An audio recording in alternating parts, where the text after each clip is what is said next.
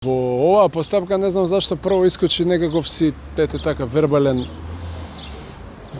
не е дуел, не е конфликт, вербално разговарање помеѓу двете странки во постапката. Прошлото рочиште државниот правобранител не ни достави вештачење. Истото тоа вештачење кое што беше готово во другиот предмет. Само сега се сменет имењата. Станува збор за исти настан, иста канцеларија.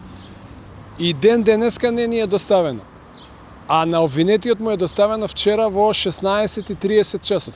И па не сум јас супермен да се спремам за 3 сати или дека ми ова единствена обврска за некое вештачење. И се согласувам дека притворот е бесмислен со јавниот обвинител. Затоа што на прво место не требаше да има воопшто притвор.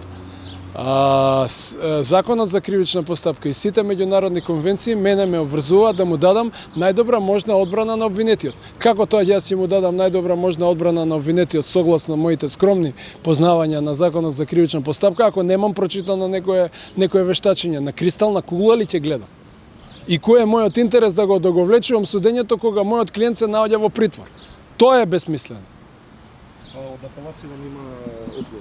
Нема од апелација затоа што тек вчера ги примивме решенијата после желбената постапка. Тоа брзо оди, до 10 ќе има. Еднашка веќе апелација се произнесе дека не е потребен ефективен притвор. Тече и вториот месец, притворот може во скратена постапка да трае најмногу 60 дена и тоа е тоа.